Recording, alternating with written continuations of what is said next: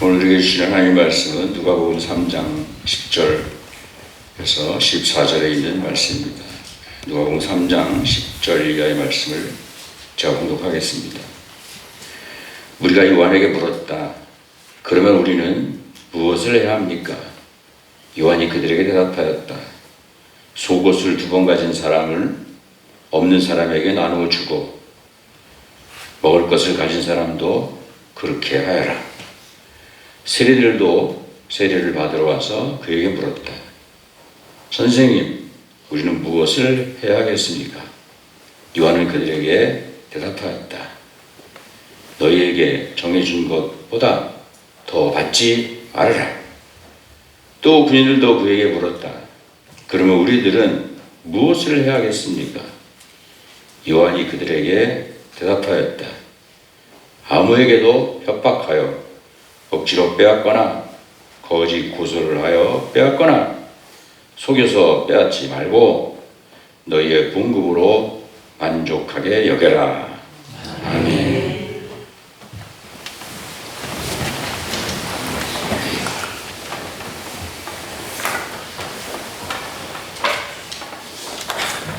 하나님께 여러분에게 복을 주시고 여러분을 지켜주시고 또 밝은 얼굴로 대하시고 대할 때랑 은혜를 베푸시고 그리고 보혈빛 보시고 평화를 주시기를 빕니다. 예수님의 탄생을 준비하면서 기다리는 대강절입니다. 그리고 이제 11일 보면 크리스마스 성탄절입니다. 여러분 크리스마스가 기다려집니까?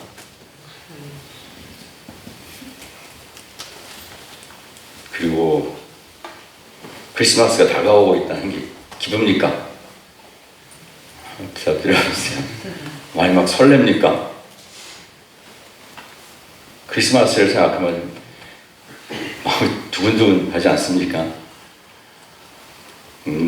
저는 이화여대학교 안에 있는 관사에서 태어났습니다.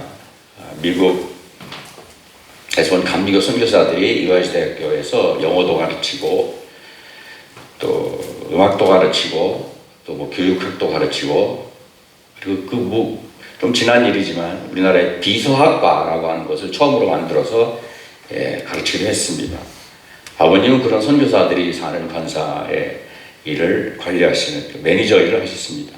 제가 1955년도에 태어났는데 1950년대, 60년대 우리나라는 정말 가난했습니다.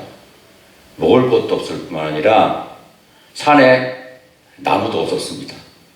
뭐 여러분 다 아실 거예요. 그래서 학교 다닐 때는 항상 4월 5일 식목일을 전후해서 전교생이 산에 가서 나무를 심었습니다. 그런 때 선교사들은 크리스마스가 다가오면 한 달 전쯤부터 미국에서 아주 예쁜 전나무를 비행기로 공수해 옵니다. 그리고 뭐 이렇게 꼬마 전이고 난생 처음 보는, 그리고 우리나라에 전혀 보지도 못한, 물론 구할 수도 없는 그런 이런 아름다운 볼로 크리스마스 트리를 만들었어요. 그건 우리나라 어디에도 없는 겁니다. 그걸 보면 황홀하기 이를 데 없어요. 저는 어릴 때부터 그런 것들을 보고 자라서 저희들도 이제 크리스마스가 다가오면 트리를 만들었어요. 이화여대학교 뒷동산에 소나무가 많으니까 소나무를 가져다가 트리를 장식하는데 이런 볼 이런 건 어디서 구할 수도 없고 금색 종이, 색종이 아세요? 은색 종이, 빨간색 종이를 가늘게 썰어서 풀로 이어붙여서 줄을 만들어서 그 크리스마스 트리에 감았어요. 소음도 여기저기 올려놨어요. 화이트 크리스마스, 이제 눈을 상징하는 거예요. 그래도 무언가 허전해요. 그래서 한 게 뭐냐면 크리스마스 트리에 카드를 올려놨어요. 근데 카드도 돈을 주고 사야 되지 않습니까? 그러니까 그게 넉넉하지 않으니까 카드를 또 밤새도록 직접 그려서 크리스마스 트리에 올려놨습니다. 지금의 수로 보면 허접하기 이를 데 없지만 그땐 그게 그렇게 멋있었어요. 그리고 그걸 보면서 크리스마스가 기다려지고 마음이 막 설렜어요. 아무래도 어린이니까 저 크리스마스 트리 밑에 산타크로스 할아버지가 무슨 선물을 놓고 올까? 그게 매일 궁금했어요. 그리고 크리스마스가 되면 그 선교사님들하고 같이 파티를 했으니까 그 파티가 그것만 생각하면 막 흥분될 정도로 막 기분이 좋았었어요. 그렇게 매년 크리스마스 트리를 만들었습니다. 매형이 미팔군으로 계시면서 용산에 와 계실 때 미군 부대에 가서 크리스마스 장식, 우리하고는 차원이 다르니까 그걸 사서 구해서 크리스마스 트리를 만드니까 우리 집에 오면서 보는 분들이 학생들 대부분 이거 어디서 난 거냐고 막 감탄을, 이거 좀 하나 줄 수 없냐고 막. 그때 썼던 장식들이 여기도 많이 있어요. 근데 몇 년 전부터 귀찮아요. 게을러져서 요령이 생겨서 크리스마스 트리를 안 만들었어요. 근데 한 2주 전 일이에요. 크리스마스가 다가오는데 대강절인데 가만히 생각해 보니까 제가 어릴 때 갖고 있던 그런 크리스마스를 앞두고 느꼈던 설렘,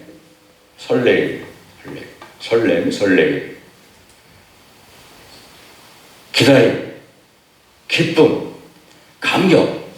막 크리스마스 생각하면 뭔가 막 갑자기 심장이 빨라지는, 맥박 빨라지는 어떤 감격. 그런 게 없는 것 같아요. 그래서 안 되겠다. 그래서 크리스마스 트리를 다시 만들었어요. 새로 예쁜 불도 사다가 달아고. 크리스마스 트리를 만들고 나니까 몇 년간 크리스마스 트리를 만들지 못했다는 것이 예수님에게 굉장히 죄송하더라고요.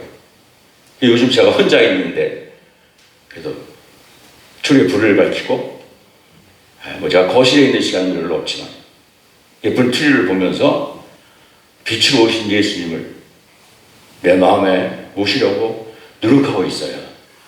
어렸을 때 가졌던 그 어떤 설렘, 그 어떤 기대, 그런 기쁨, 감격, 흥분, 이런 걸 좀 회복하려고 나름대로 노력하고 있어요. 왜 이런 말씀을 드리는가 하면, 지난주에 말씀드렸듯이 대강절은 예수님을 맞이하기 위해서 준비하면서 기다리는 기간인데, 이 기다린다는 건 뭐였냐? 단지 그냥 시간이 흘러가는 게 아니라 기다리면서 내가 그 기다리는 대상에게 나도 가고 있다는 거예요. 기다리는 대상에게 나도 가고 있는 거예요. 여러분이 어떤 방법을 통해서라도 예수님에게 가기를 바랍니다. 제가 보라색 넥타이를 했어요. 이 보라색은 사순절과 대강절 색이에요. 참회, 또 영적인 성수, 또 자기 성찰, 그리고 기다림, 이런 의미로 보라색, 그것이 대강절의 색이에요. 그러니까 넥타이도 보라색을 매면서 그런 것을 생각하는, 하여튼 어떤 방법으로든지 예수님에게 가면서, 그래서 예수님의 생각이 점점 더 많아지고, 아멘. 예수님의 생각으로 가득 차고, 그래서 예수님을 닮아가고, 그래서 예수님처럼 살기를 축원합니다. 그게 대강절이고 그게 성탄절이에요.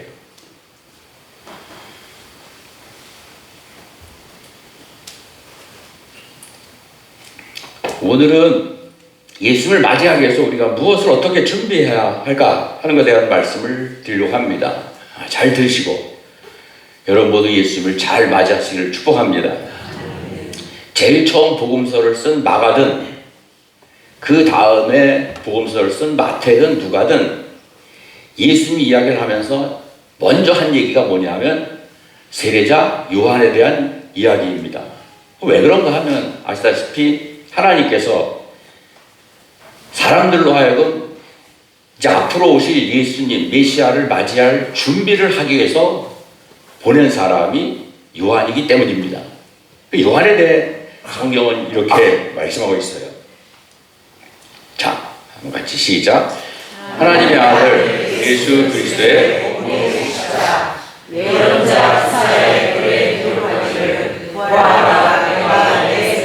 너를 너보다 앞서 보낸다. 그가 내 길을 준비할 것이다. 여기 뭐 메신저, 심부름꾼, 일꾼, 사자라고 번역됐는데 우리 한국 성경에. 근데 그거 의미가 좀 정확잖아요. 메신저, 그 말을 대신 전하는. 다음, 광야에서 외치는 이의 소리가 있다. 너희는 주의 길을 예비하고 그의 길을 곱게 하여라. 한 것과 같이 세례자요한이 광야에서 죄를 용서받게 하는 회개의 세례를 베풀었다. 아멘.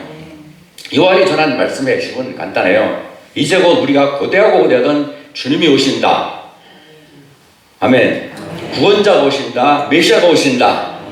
그러니 너희들은 메시아를 맞이하기 위해서 준비하라는 거예요. 주의 길을 예비하라는 건 준비하는 거예요. 근데 뭘 준비하냐? 이제까지 지은 죄를 회개하고 돌이켜야 돼.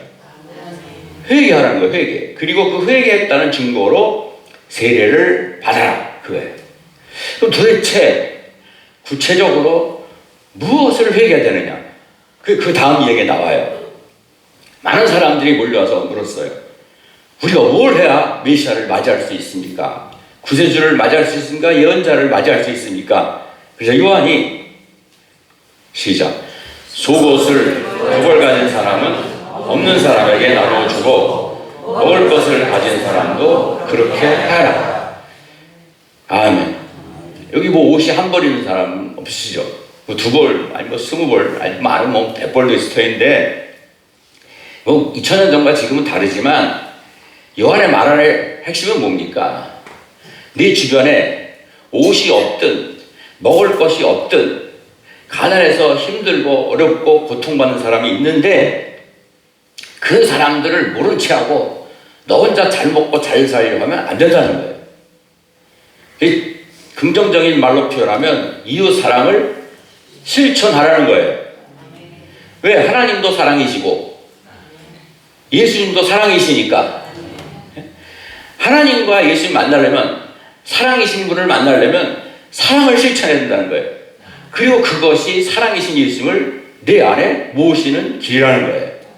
그래서 요한은 사랑을 실천하지 않았으면 사랑을 실천하고, 사랑을 실천하지 않은 죄를 돌이켜 회개하라고 말한 겁니다.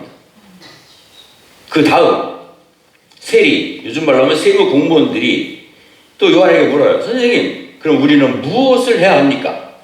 그래서 요한이 시작.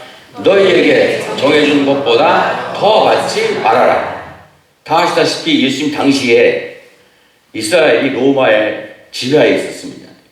로마는 직접 이스라엘 다스리는 게 아니라 꼭두각시 왕을 세워서 다스리고, 그리고 세무공무원들을 유대인 가운데 뽑아서 그들로 하여금 세금을 거뒀어.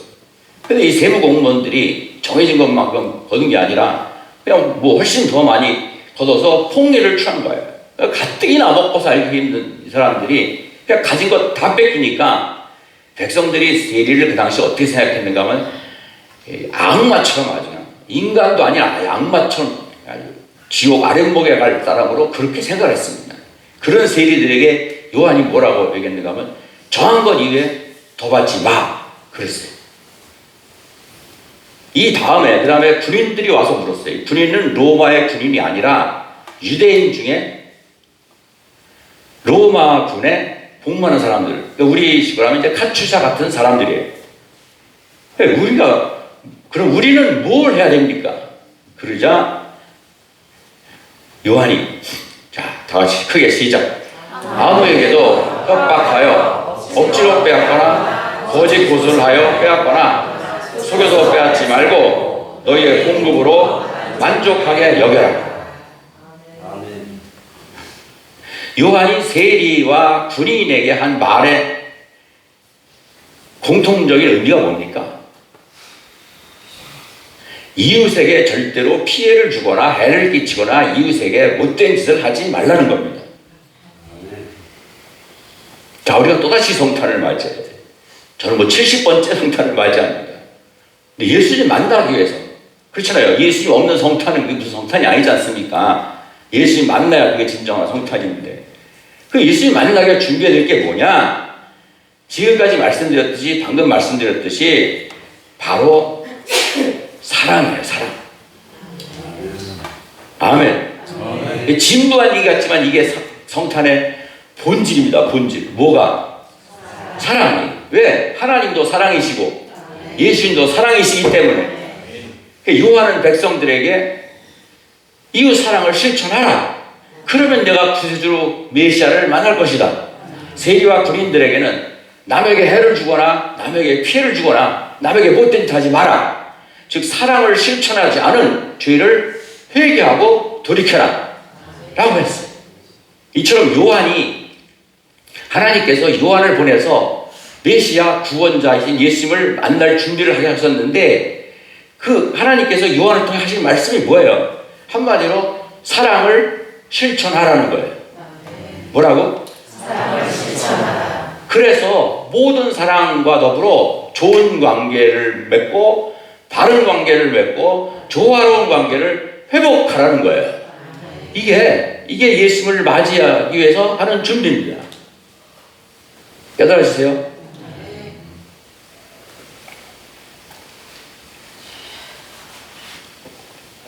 제 이야기를 좀 하겠어요. 저도 사람이니까, 뭐, 어떤 때는, 어떤 사람은 사랑하는 마음이 들고, 어떤 때는, 어떤 사람은 미운 마음이 들 때가 있어요.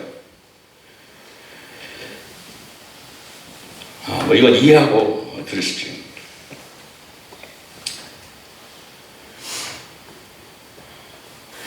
언젠가 어떤 분이 저에 대해서 터무니없는 말을 막 교인들에게 퍼뜨렸어요.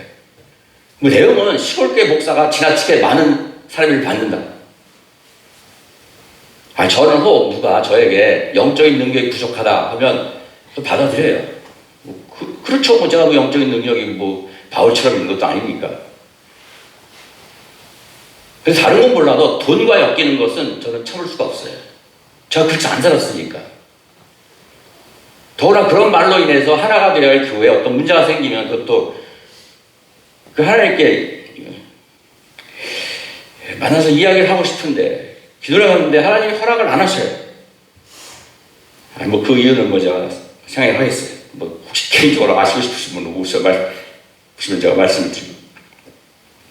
결국 그분이 이제 아내가 다른 교회를 나가는데 아내가 나가는 교회를 같이 나가야겠다고 인사가 왔어요. 그래서 제가 그러시냐고, 한 가지 궁금한 게 있는데 좀 여쭤봐도 되겠냐 그랬더니 그러시죠.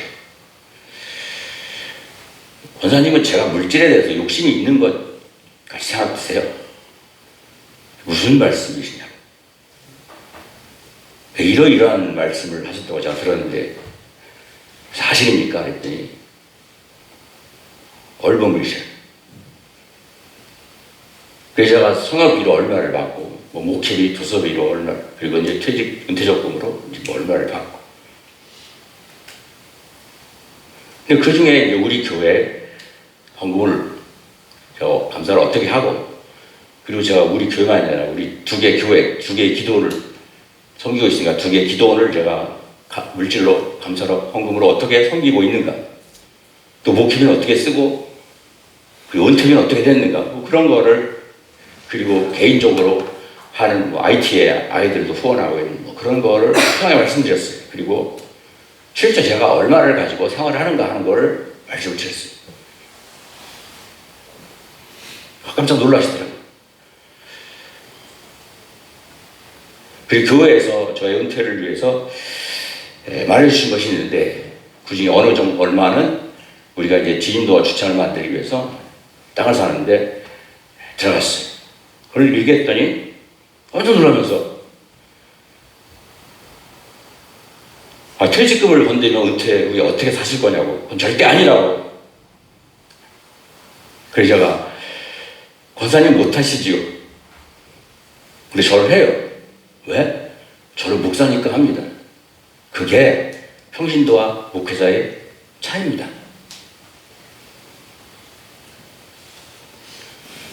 그분이 저의 얘기를 다 듣고 나서는 제가 제대로 정확히 알지 못하고 잘못된 이야기를 떠올렸다고, 정말 죄송하다고, 너무 죄송하다고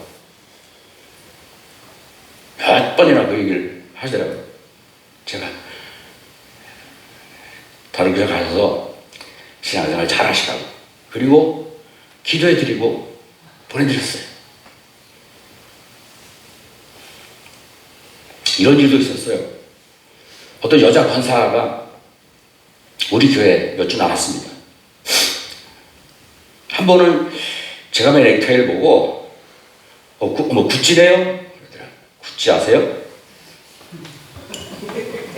구찌. 그래서 제가 예, 구찌입니다 그랬어요. 그게 어떤 구찌인가 하면 서울 명동에 가면 저녁에 손수레들이 나와요. 그럼 거기서 먹을 것도 팔고 화장품도 팔고 잡화도 팔고 뭐 옷도 팔고, 그런데 이제 길거리 마켓이 열려요. 근데 거기 명품 이미테이션 넥타이가 가끔 나왔어요. 지금은 그런 일이 뭐 결코 있을 수가 없어요. 그건 뭐 저쪽 것 때문에 전혀 안 됩니다. 현우가 대학생 때 전화를 했어요. 아버지 오늘 제가 누구를 좀 만나려고 명동에 왔는데 구찌 넥타이가 나왔어요. 이게 디자인인데 너무 멋있어요, 디자인이. 근데 값도 10,000원밖에 안 해요. 제 통장에 돈이 없으니까 돈 좀 보내주세요. 그렇게 해서 아들이 사다 준 구찌예요. 요즘 실제 뭐 구찌 매장에서 넥타이를 사려면 뭐 한 20만 원을 줘야 할 겁니다. 근데 그 여자 권사가 그 후에 교회를 안 나왔습니다. 그 왜 나오지 않았는지 뭐 그건 제가 몰랐는데 나중에 들려오는 소리가 다른 교회 가서 그 교회 교인한테 시골교회 목사가 구찌 넥타이를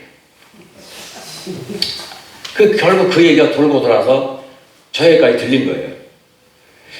그래서 제가 그분에게 전화해서 이 이미테이션이에요 라고 얘기하려다가 구차한 경우 같아서 제가 안 했어요. 저도 인간인지라 그런 일을 당하면 속이 상해요. 스트레스도 받고 그 마음에 미운 생각도 들어요. 근데 저는 그런 분들을 미워하지 않아요. 왠지 아십니까? 내가 그런 일들 하나하나에 대해서 미워하면 성령님의 감동, 감화하심과 역사하심이 사그라들어요. 그러면 기도줄도 안 잡히고 설교를 준비하는데 영감도 떠오르지 않고 더 이상 목회를 못하겠어요. 그래서 다른 사람을 미워할 수가 없어요. 하나님은 사랑이시라서 내가 누구를 미워하는 순간 저를 멀리 하세요. 그래서 미워할 수가 없어요. 여러분이 꼭 아셔야 할 게 있어요. 만일 100이라고 하면 하나님께서 강은미를 상대하실 때 개인적으로 1대1로 상대할 때는 한 20 정도는 그렇게 상대하세요. 나머지 80이나 90은 다른 사람과의 관계성 속에서 상대하세요. 예를 좀 들어보겠습니다. 잠깐만요.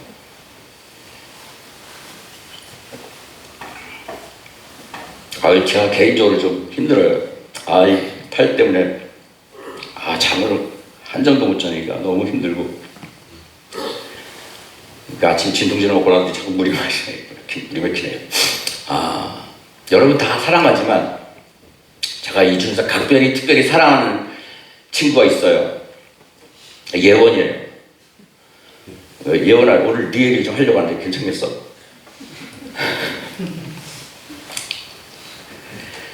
쟤를 왜 사랑하는가 하면 각별히 아주 어릴 때 예배가 끝나면 아장 걸어 나와서 저의 품에 안기는 거예요. 그럼 제가 그때 기도해줬어요. 사랑합니다. 축복합니다. 그걸 보고 다른 아이들도 다 해요. 그래서 제가 각별히 쟤를 좋아해요.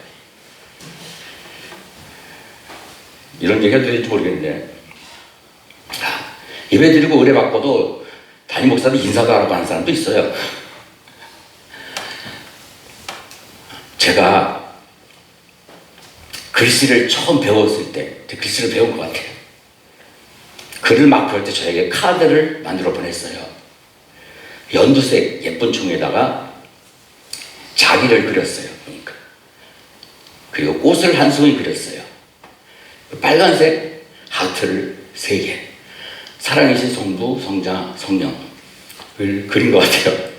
그리고 2마디 말을 적었어요. 김영선 목사님, 사랑합니다.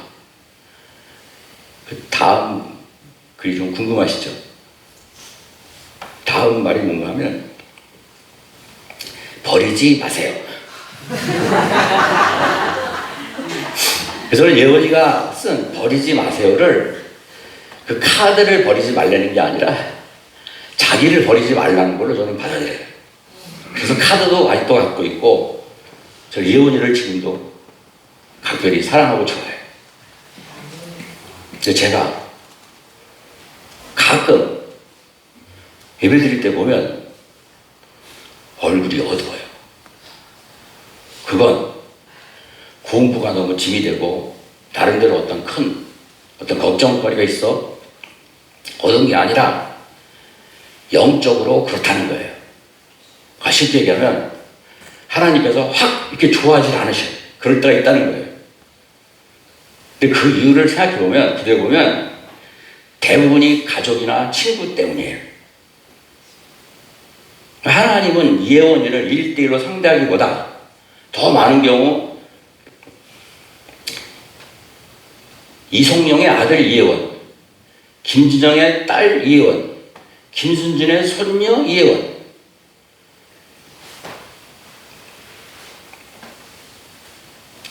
제인이의 언니 이혜원, 호인이의 누나 이혜원, 그리고 많은 친구들의 친구 이혜원, 김영선 목사의 영적인 딸 이혜원으로 상대를 하셔요. 근데 제가 동생들을 군길 잡잖아요. 빡세게. 그러다 보면 야! 하든지 아니면 성질 내든지 아니면 화를 내든지 큰 소리를 내든지 그 미워할 때가 있는 거예요. 그러면 하나님이, 사랑이신 하나님이 그걸 싫어하시는 거예요. 별거 아닌 것 같은데 이게 큰 문제라는 거예요, 여러분. 하나님께서 예원이만 사랑하는 게 아니라 제이도 똑같이 사랑하고 호이도 똑같이 사랑하는데, 똑같이 사랑하는 친구를, 동생을, 사람을 미워하니까 하나님이 미워하시는 거예요.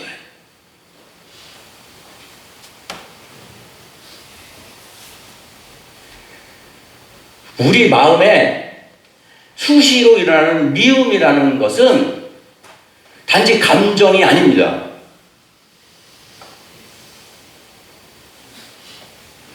영적으로 미움은 사랑이신 하나님과 거리가 멀어지고 그 문제가 해결되지 않으면 결국 하나님과의 관계가 단절되는 아주 흔한, 동시에 아주 대표적인 이유입니다.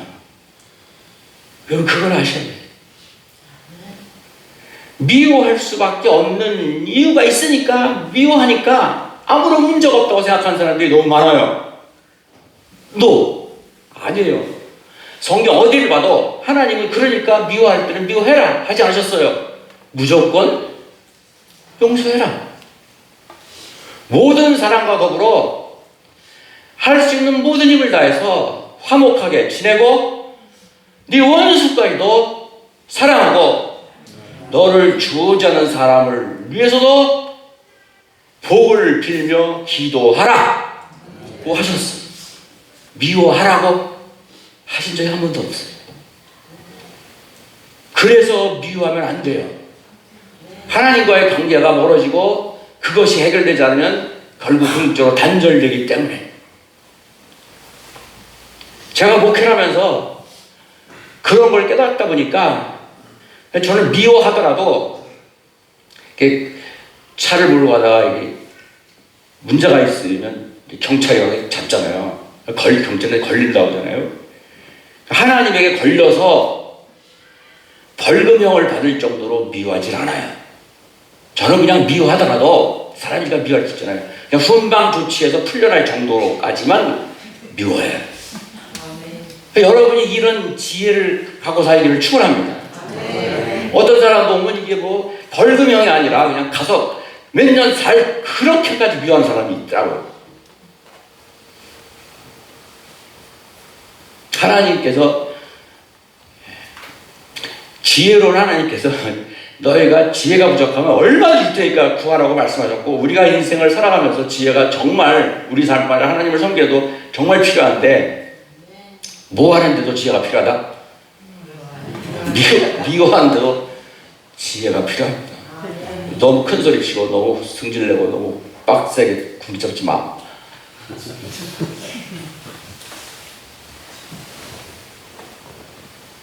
세상적인 얘기를 하면 제가 너무 사랑스러운데요. 세상적인 얘기를 할게요. 어제 너무 사랑스러운 게 깍쟁이 같이 보여요. 그게 가만히 보면 특히 동생들한테 너무 그래서 그런 거더라고요. 여러분, 살다 보면 못마땅한 것도 있을 수 있어요. 미워하는 것도 있을 수 있어요. 그런데 이 대강절에 다 버리세요. 다 버리세요. 다 푸시고 다 용서하세요. 죽어서 지옥 갈 죄를 예수님이 용서해 주셨는데 왜 못합니까? 내가 살아있으니까 아직도 못 용서하는 거지. 너를 버리고 따라오라고 했죠. 말씀하셨어요.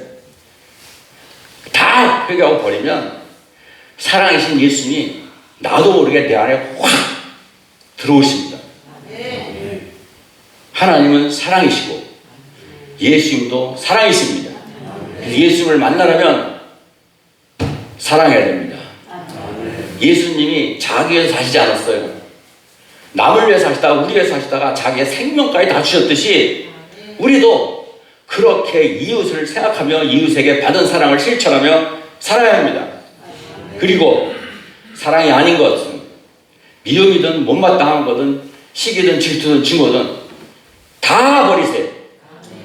다 화내는 거, 혈기 부리는 거, 욱하는 거 다 버리세요.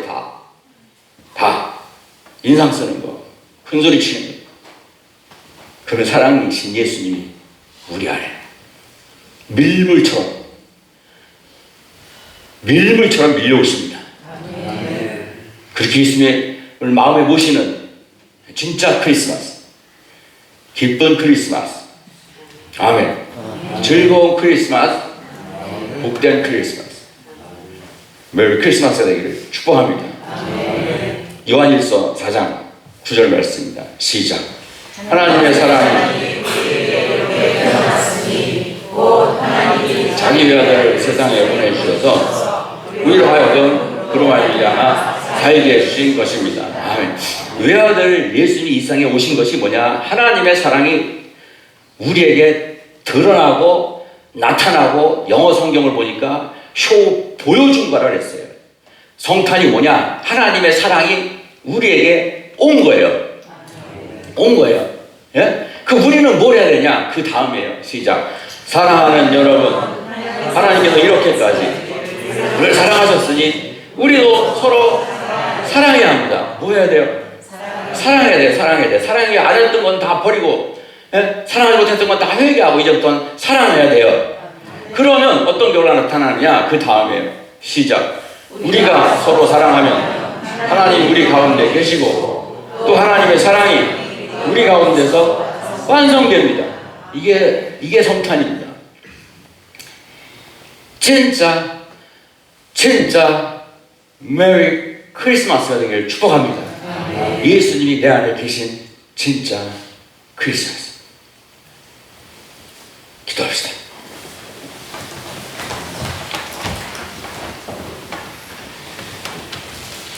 하나님이 세상을 이처럼 사랑하셔서, 하나님이 우리를 이처럼 사랑하셔서, 하나님이 나를 이처럼 사랑하셔서